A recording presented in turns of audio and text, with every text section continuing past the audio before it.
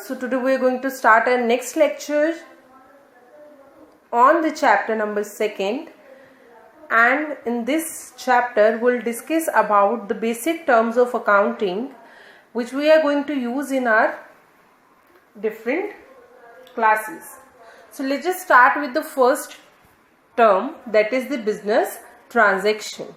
It means a financial transaction or the economic event entered into by the two parties that initiated the accounting process of recording it into the books of accounts, whether it is of the cash nature or whether it is of the credit nature. अब business transaction क्या है?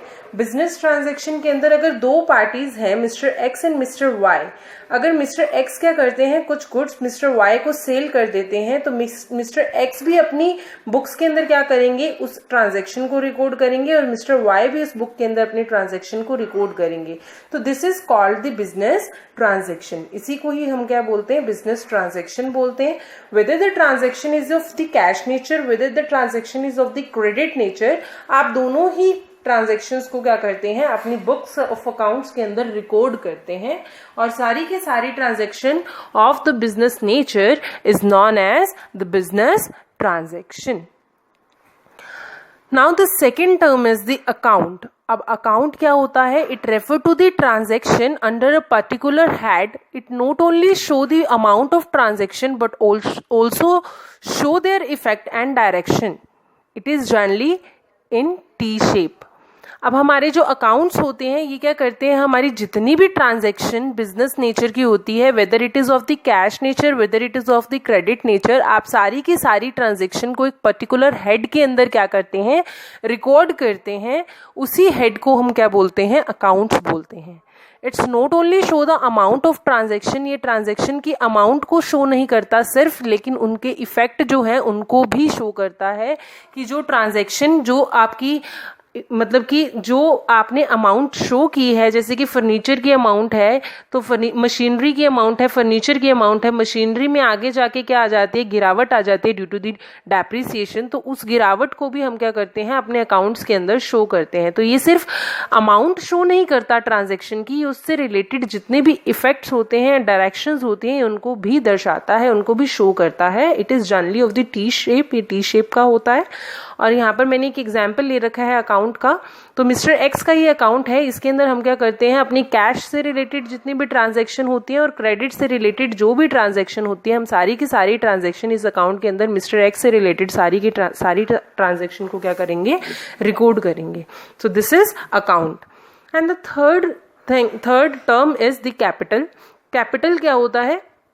Capital is the पूंजी, और इसको हम अपने different words के अंदर हम बोलते हैं ऑनर्स इक्विटी और द नेट वर्थ. अब जो अमाउंट एक ऑनर क्या करता है, अपने एंटरप्राइज के अंदर इन्वेस्ट करता है, उसको हम क्या बोलते हैं, कैपिटल बोलते हैं.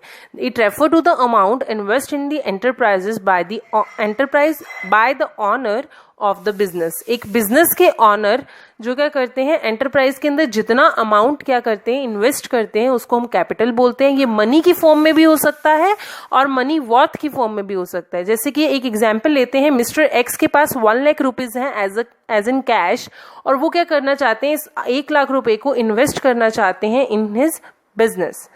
तो वो 1 लाख जो अमाउंट है, जो मनी है उनके पास, वो उन्होंने अपने बिजनेस के अंदर इन्वेस्ट करी, plus he want to invest some furniture cost ₹2 lakh. Furniture जिसकी कॉस्ट 2 लाख की है, वो भी वो क्या करना चाहते हैं, अपने बिजनेस के अंदर इन्वेस्ट करना चाहते हैं. तो उनकी टोटल इन्वेस्टमेंट जो बिजनेस के अंदर है, टोटल उनकी जो कैपिटल बिजनेस के अंदर उन्होंने इन्वेस्ट की है, वो कितनी की है, 3 लाख की. 1 लाख मनी और 2 लाख फर्नीचर का, तो मतलब टोटल 3 लाख की उनकी क्या है, कैपिटल है. तो मैं यहाँ पर सिर्फ यही बताना चाहती थी कि सिर्फ मनी की फॉर्म में नहीं, मनी वर्थ की फॉर्म में भी क्या होती हैं ट्रांजैक्शंस. मनी वर्थ की फॉर्म में भी हम क्या कर सकते हैं, कैपिटल इन्वेस्ट कर सकते हैं. The fourth term is the drawing. Drawing क्या होती है? इट इज द मनी और the money worth taken by the owner and the partner of the enterprises for the personal use. अब कोई ओनर या पार्टनर बिजनेस में से अपने कुछ मनी या मनी वर्थ, मतलब कुछ गुड्स या कुछ पैसा जो है अपने पर्सनल यूज के लिए निकाल लेता है और अपना पर्सनल यूज के लिए उसे यूज करता है, तो उसे हम क्या बोलते हैं, ड्रॉइंग बोलते हैं। अब money worth taken by the owner और द पार्टनर, जो भी पार्टनर और ऑनर के द्वारा जितने भी मनी ले गए हैं, वो मनी वर्थ जो लेके जाएंगे, जैसे कि कोई गुड्स हो गई, whether they are using the furniture और something for the personal use from the enterprises, तो वो क्या होगा, वो वैल्यू किस पे होगा, परचेज कॉस्ट के ऊपर वैल्यू होगा। और यहाँ पर क्या है कि जो मनी एक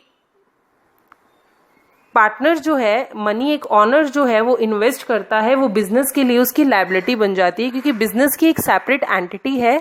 बिजनेस क्या है, अपने ऑनर के साथ, मतलब कि हम ये नहीं बोल सकते कि बिजनेस के अंदर अगर ओनर ने कुछ इन्वेस्टमेंट की है तो वो बिजनेस उसका हो गया, तो मतलब बिजनेस की एक सेपरेट एंटिटी है। अगर ओनर उसके अंदर कुछ इन्वेस्टमेंट कर रहा है तो ये बिजनेस की लायबिलिटी बनती है कि वो अपने ओनर को वो पैसा क्या करे, वापस रिटर्न करे। ठीक है। नाउ लायबिलिटी क्या होती है, it refer to the amount own और पेएबल बाय द बिजनेस। जब बिजनेस को कुछ पैसा क्या करना पड़ता है, पे करना पड़ता है, तो उसको हम क्या बोलते हैं, उस अमाउंट को हम क्या बोलते हैं, लायबिलिटी बोलते हैं। अब ये दो तरह की होती हैं, towards the owner and towards the outsider.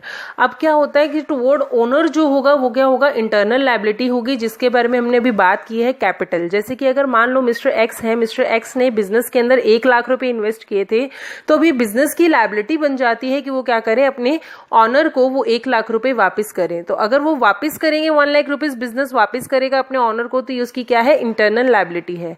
अब टुवर्ड्स द आउटसाइडर क्या है कि अगर आपने बाहर से कोई लोन ले रखा है और अपने उस लोन को क्या करना है, रीपे करना है, लोन को पे करना है, तो वो आपकी क्या है, एक्सटर्नल लायबिलिटी बन जाती है। अब इसकी फर्दर क्लासिफिकेशन इसकी की गई है। फर्दर क्लासिफिकेशन किस तरह से की गई है, non current liabilities and non current liabilities. Non current liabilities क्या होती हैं, these are those liabilities of amount of which are payable after the period of more than 1 year. जब आप 1 साल के बाद किसी लायबिलिटी को पे करते हैं तो उसको हम क्या बोलते हैं, नॉन करंट लायबिलिटीज। जैसे कि आपने किसी से उधार पे पैसा लिया, लायबिलिटी मतलब किसी से उधार पे लोन लिया और आप उसे क्या कर रहे हैं, 2 या 3 साल के बाद उसको पैसा देंगे, तो उसको हम क्या बोलते हैं, आपकी नॉन करंट लायबिलिटीज बोलते हैं। फॉर एग्जाम्पल डिबेंचर होल्डर्स, आपकी जो कैपिटल है वो कैपिटल भी आपकी क्या है, नॉन करंट लायबिलिटीज। वैसे हम इसको शेयर होल्डर फंड के अंदर लेके जाते हैं, but it is counted down into the non-current liabilities also. So the current liability क्या है, these are the those liabilities the amount of which are payable within the period of 1 year, जो कि आपके 1 साल के अंदर अंदर आप क्या करते हैं, अपनी liabilities को पे ऑफ कर देते हैं, उसको हम क्या बोलते हैं, current liabilities बोलते हैं। जैसे कि क्रेडिटर्स हो गए, आपने किसी से उधार पे कुछ सामान खरीदा और आप क्या कर रहे हैं, 1 साल के अंदर अंदर उसको वो पेमेंट कर देते हैं, तो वो आपकी क्या है, करंट लायबिलिटी है। जैसे कि creditors and the short term loan एक ऐसे लोन्स होते हैं जो कि आप 1 साल के अंदर अंदर जिसको आप क्या कर देते हैं, रीपे कर देते हैं, तो ये आपके होते हैं शॉर्ट टर्म लोन्स। तो ये आपकी क्या है, करंट लायबिलिटीज हैं, जिसको आप 1 साल के अंदर अंदर क्या कर देते हैं, पे कर देते हैं। और नॉन करंट लायबिलिटीज जिसको आप 2 या 3 साल के बाद पेमेंट करते हैं जिसकी। तो ये फर्दर क्लासिफिकेशन थी लायबिलिटी की।